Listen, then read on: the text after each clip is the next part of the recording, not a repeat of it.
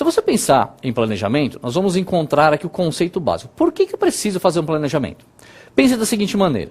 Você precisa fazer uma viagem.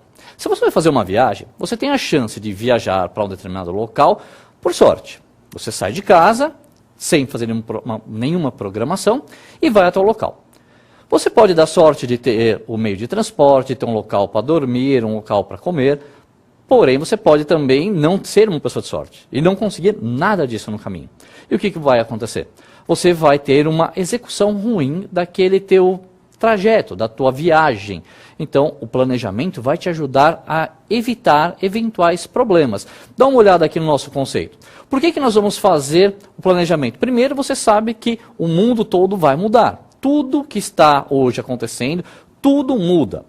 Diariamente as coisas mudam.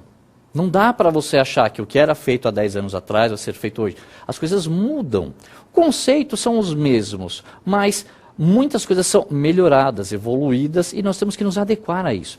Sabendo disso, você precisa entender quais são os desafios do mercado, ver o que tem de difícil, o que tem de fácil lá, e assim conseguir aprimorar melhor este material que você fez de análise, para que você tenha um bom desempenho de mercado.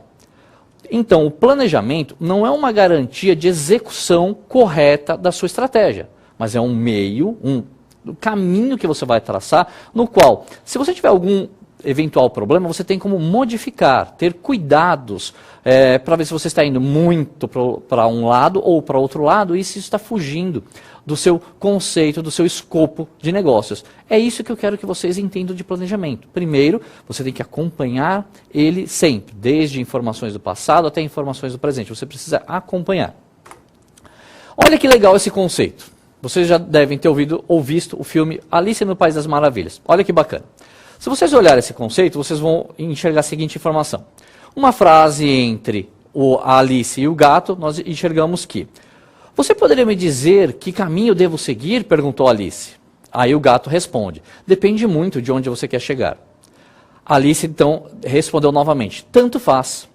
Aí o gato afirma: então, não importa o caminho que você vai seguir, todos os caminhos te levam ao mesmo lugar. Isso acontece, gente, também na sua empresa. Se você está numa empresa hoje, que você não sabe para que caminho você vai, qualquer caminho serve. Portanto, o que eu quero de vocês? Entenda o objetivo, entenda o que você quer. Se você entender o que você quer, você traça um caminho melhor. Você vai conseguir os objetivos. Se você não sabe para que lado vai, qualquer lado serve. Portanto, muito cuidado na hora de fazer a tua estratégia para que você não cometa alguns erros e crie coisas que não têm necessidade.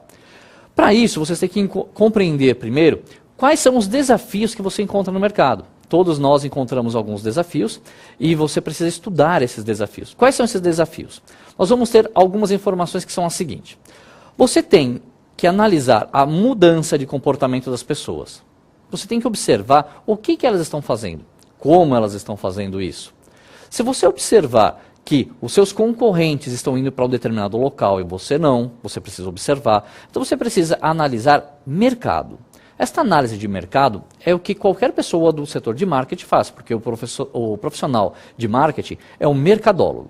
Sendo então um mercadólogo, o que você precisa fazer? Estudar mercado. Estudar mercado é análise de ambiente dentro ou próximo à empresa e ambiente externo à empresa. Tudo isso deve ser avaliado. Se tudo vai mudar, você tem que analisar concorrentes, você tem que analisar empresas, fornecedores, intermediários, você precisa entender quais são esses desafios, esses cenários do mercado, para que você alcance alguns objetivos e resultados melhores. Dá uma olhada nessa lista que eu coloquei para vocês aí.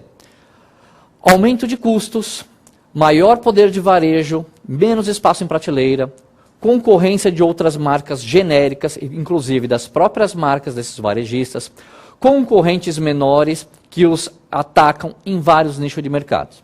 Como vocês viram algumas dessas informações, nós podemos perceber que até mesmo aquele supermercado do bairro vai ter alguma interferência, porque ele vai sofrer influências com multimarcas. De repente você prefere uma marca de um determinado fabricante, e você vai naquele supermercado e não tem mais.